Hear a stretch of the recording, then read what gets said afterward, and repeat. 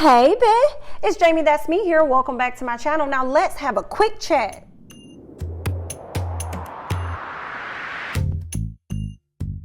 First up on the quick chat, I want to talk about Olympic boxer Felix Verdejo.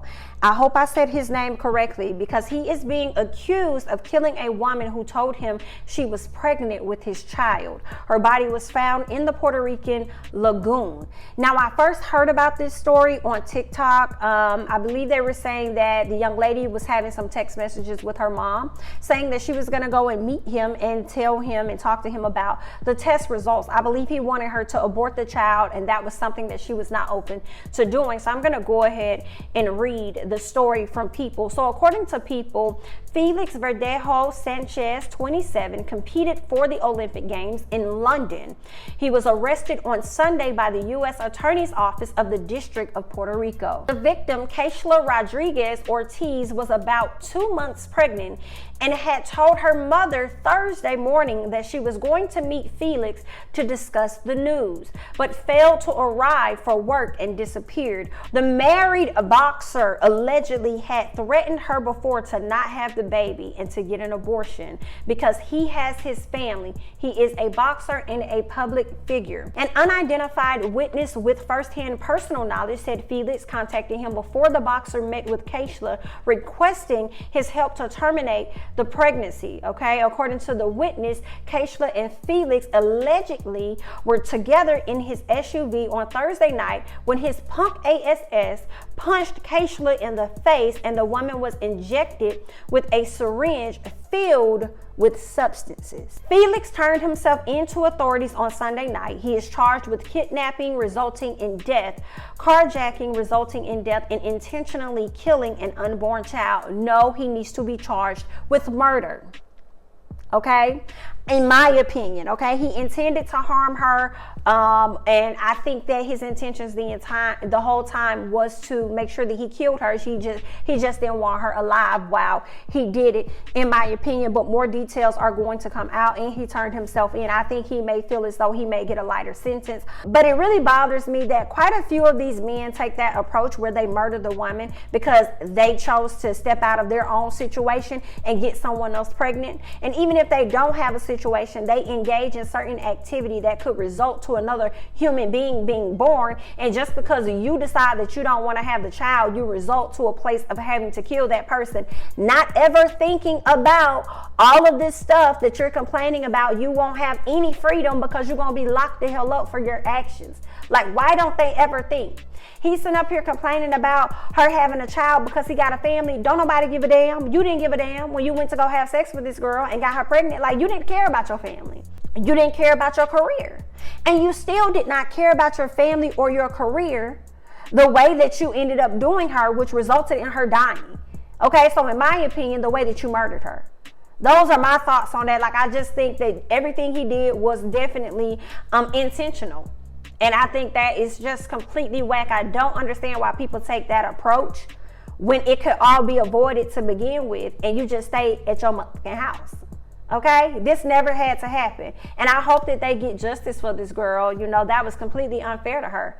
If she really wanted to have this child, like, you know, you never know what her circumstances was. Maybe she was told she could never have a child, and then here it is, she finally got pregnant, you know. Now, granted, I understand how it can be frustrating for men when a woman gets pregnant because it seems as though their thoughts and doesn't matter. You know, it doesn't count. Nobody cares, you know. So I understand the frustration with that, but at the end of the day, it did not have to go down the way that it went down. And I hope that he serves every single bit of the time that he deserves on that. But that's all my thoughts on that. I'm gonna go ahead and move on to something a little bit lighter. Let's talk about Fantasia. Fantasia has come out and said that she plans to release a gospel album. I'm happy about that because I love her music. I love her voice. She has such a soulful voice. Like, her voice, it's like it's made for that. And I really feel like it's long overdue. Like, girl, you should have been dropping gospel albums. Like, how dare you? How dare you just now come out with one? Okay, but I'm here for it. I don't see nothing wrong with it. You know, I feel like sometimes the Christians, they like to complain about stuff at times. You know, how they've complained about Mary and how one of the ladies dress, how Erica Campbell dressed and stuff. They always complaining about stuff. So it makes me wonder if they're going to try to complain about the fact that Fantasia was once singing secular music and now she's going to be also doing a gospel album. Now, granted, it don't mean she not gonna give up her secular music either. She just letting y'all know she gonna make a gospel album, okay? Just like Kirk Franklin kind of took out some tunes from the secular music and mixed it into his gospel, and now everybody thumping and bumping to it. So I'm just like, we shall see. But I'm excited about it. Are you guys gonna cop that new album when it drops, okay? I'm looking forward to that. I can't wait till she have this beautiful baby girl and she can get to making this album, because I'm sure it's going to be the voice that we all need to hear as we come up out of this pandemic in a little bit. Okay? All right. Let's go ahead and move on. Now, let's move on to y'all good guy, Mr. Gateway. Okay? I'm going to tell y'all right now, Miss Melinda is walking straight to the gateway of millions and probably even billions. It's being announced that Bill and Melinda Gates are throwing in the towel. Okay? They are divorcing after 27 years of marriage. That's interesting. What happened? Was it something dealing with the vaccine? Okay. What is it about Bill, Melinda, that made you make a decision that you would too want to separate from him at this point of your life? Why have you gooped us all of these years, making us think that you're a happy girl? I thought you guys were going to be together forever until the end of time. And I'm seeing that is simply just not the case. I'd like to know what the hell happened between the two. I mean, maybe they just grew apart. I mean, they were working on, they have the Bill and Melinda Gates Foundation that they work hard on like every single year. I think they take it to a different location. I think it was supposed to be in South Korea, somewhere overseas last year, but it didn't work out because of the pandemic. But I feel like they played a major role in like the vaccines and stuff. Maybe I could be wrong. I thought they played like a positive health role in vaccines and stuff and trying to get it out to the people or something. I could have sworn they had something dealing with that as far as COVID. So I thought they were really working together, but I see that's definitely not the case anymore. But I'm sure they're gonna be good friends after this. Okay, he probably gonna keep her real close, especially with all this money he about to spend out. Okay, according to TMZ, they filed for divorce on Monday in Washington State after 27 years of marriage, okay? Their union is irretrievably broken. They have 3 adult children. Let me say, them children don't give a damn either way. They don't care because they set for life. Their net worth is estimated at $130 billion. What is we doing? How can one family or one man or whoever have this much goddamn money? Okay, and then y'all got other people over here struggling and stuff. Nobody should be struggling if it's this much money that can be generated. What's happening? What is this?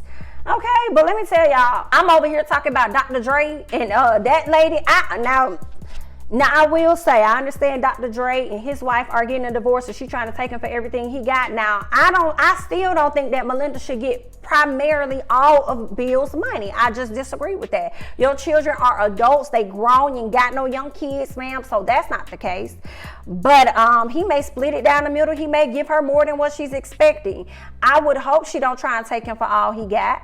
Now, I do feel like there's a difference, however, between Dr. Dre and his ex-wife, or soon-to-be ex-wife, and Melinda and Bill. They've been together for 27 years. She done had 3 of his kids. She was there from the beginning when he was trying to build this SHI up. Okay, so she helped him build it up so much so that they have the Bill and the Melinda Gates Foundation.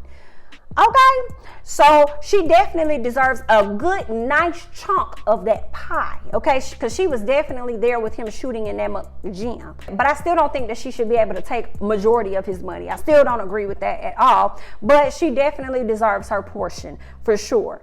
Okay, but that's all I got on Bill and Melinda Gates. I know quite a few people was hopping in Bill DMs, saying, hey boo, hey big head, what's up? Girl, Bill is not thinking about y'all.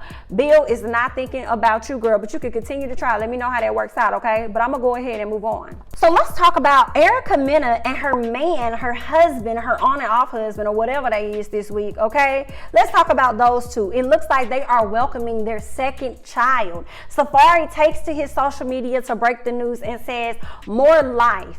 Who wants the perfect love story anyway? He goes on to say, you know, people slow and they not gonna realize this is new from last week, right? Hashtag number 2, okay? Erica Mena asks her man and says, I'm really cracking up at these comments. Yeah, she was cracking up at them comments until them comments got a bit ruthless with her, and then she had to go ahead and speak out and give y'all her 2 cents about it. So in this video, Erica talks about the negative comments and how people are saying that she's toxic or their relationship is toxic. Then she says when she go to their page, she see that their whole being is toxic. She says that most of the time those people that are talking trash are the people who have their beds on the floor.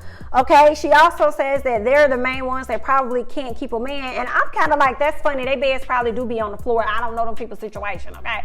They bed probably do be on the floor. But when you try to comfort them and say that they probably ain't got no man or something like that, or in and out, I'm like, girl, but you be barely having a man when it comes to Safaree too. You don't be knowing whether you want to keep him one day or throw him away, and he feels the same way, vice versa, okay? But that is y'all relationship. Toxic and all, healthy and all, whatever it is, that's y'all relationship. So if you like it, we don't necessarily have to love it.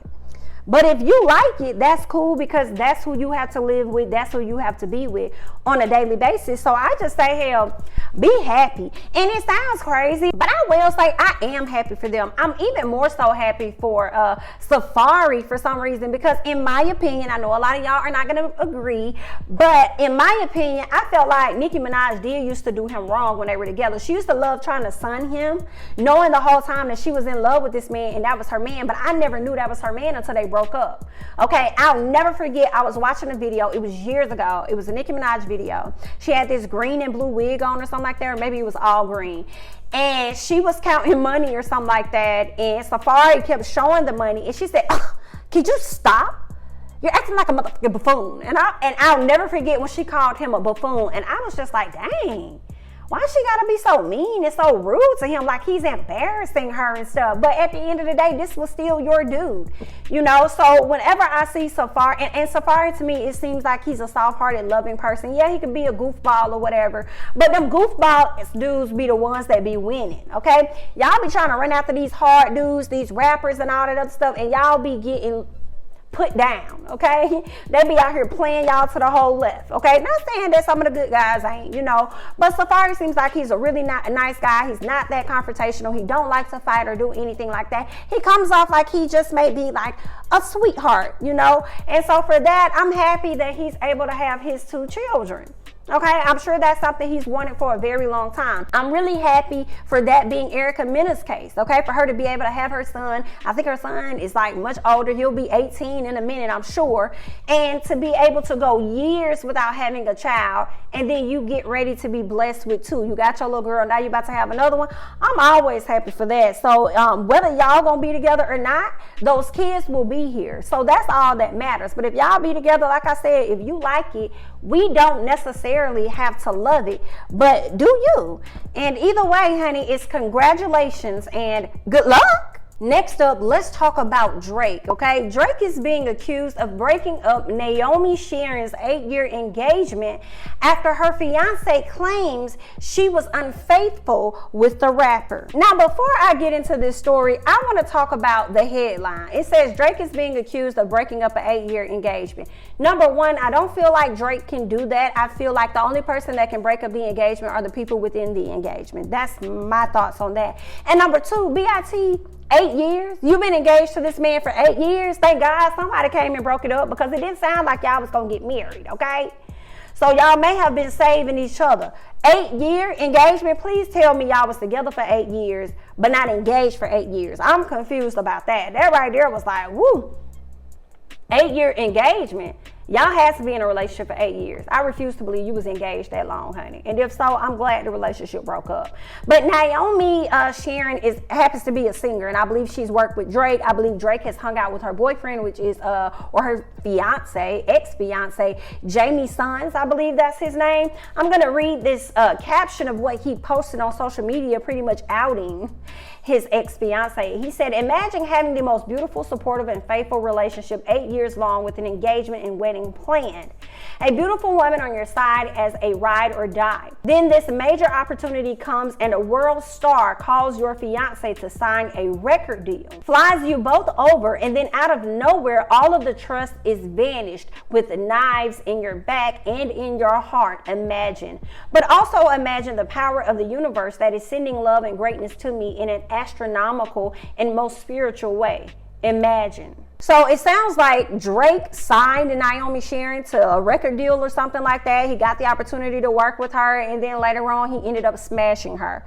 The guy is confirming they are not together, and he feels as though he was betrayed and his heart is completely broken by it. You know, he's done, he's moving forward, but he's looking forward to positive things coming his way, right? I'm looking for more receipts versus just his word of mouth. I would like to see more receipts that confirms that she indeed messed around with Drake, because it could have simply been a misunderstanding, and maybe he was operating off of his own insecurity. Now, if Drake did mess with this woman, I think that's messed up, because I believe Drake was caught out hanging with this guy, going to the gym with this guy, and the whole time you smashing on his woman. I feel like that's shady, that's kind of messed up, but then I feel like that may be in Drake's arena. I don't think Drake too much care about that.